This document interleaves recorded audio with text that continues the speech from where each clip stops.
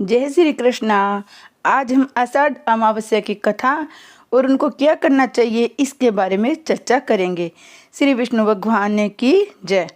हर महीने शुक्ल पक्ष और कृष्ण पक्ष में अमावस्या और पूर्णिमा आती है। शुक्ल पक्ष में चंद्रमा का आकार बढ़ता है, जबकि कृष्ण पक्ष में चंद्रमा का आकार धीरे धीरे घटता है। पूर्णिमा को चंद्रमा का आकार पूर्ण और चमकदार दिखाई देता है, जबकि अमावस्या पर चांद आकाश में दिखाई नहीं देता। अमावस्या को शास्त्र के अनुसार शुभ नहीं माना जाता, क्योंकि इसके अशुभ परिणाम सामने आते हैं, जिसका असर सब पर पड़ता है। ज्योतिषी शास्त्र के अनुसार जब सूरज और चंद्रमा एक ही राशि में आ जाते हैं तो उस दिन अमावस्या होती है। आषाढ़ मास की कृष्ण पक्ष के अमावस्या को स्नान का प्रतिबंध है।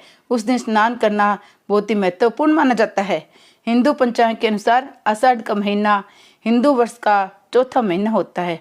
इस महीने के खत्म होने के बाद वर्षा ऋतु शुरू हो जाती है। आषाढ़ अमावस्या के दिन दान पुण्य किया जाता है। पितरों की आत्मा की शांति के लिए धार्मिक कार्य किए जाते हैं।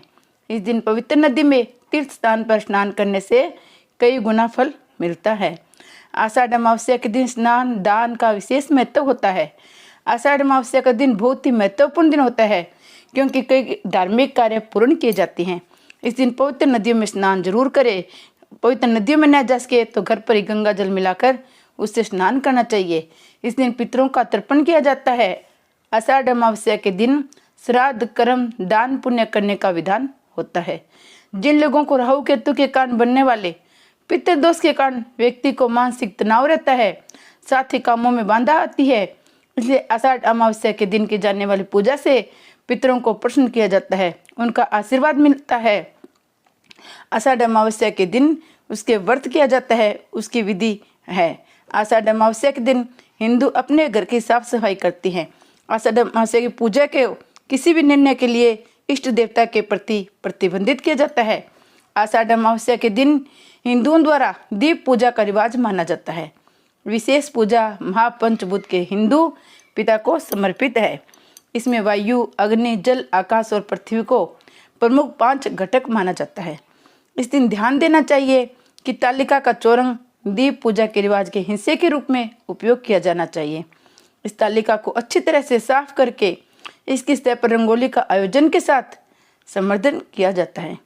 सभी दियों को मेज पर एक वैध तरीके से सजाया जाता है। पूजा के लिए लाइन में लगाते हुए उनको जलाया जाता है। आषाढ़ अमावस्या की रात को घर के चारों ओर दिए रखे जाते हैं। अमावस्या के दिन सरस्वती देवी पार्वती और लक्ष्मी जी की पूजा की जाती है। इस दिन पूजा करने से उनका फल दुगना मिलता है। इनकी हम कहानी सुनते हैं। ये सुखी अमावस्या एक ब्राह्मण और ब्राह्मणी थी। वे दोनों भगवान के भगत थे। घर में सब कुछ था, पर उनके कोई संतान नहीं होने से वे अति दुखी रहते थे। एक दिन अपनी स्त्री से वन में तपस्या करने जाने के लिए कहा और भगवान पर भरोसा करके वे वन में चले गए। जंगल में जाकर तप करने लगा।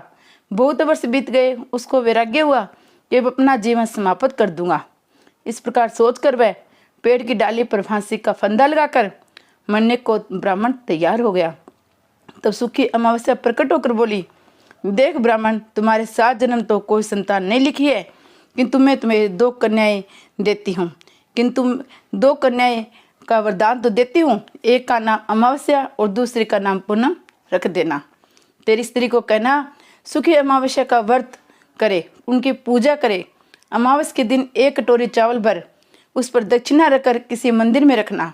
ऐसा 1 साल तक करना।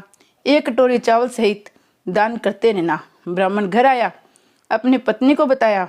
अमावस्या के दिन ब्राह्मणी ने व्रत रखा। कुछ दिन बाद उसके 2 कन्या हुई। तब उसने एक का नाम अमावस्या और दूसरी का नाम पूनम रखा। धीरे धीरे बड़ी होने लगी।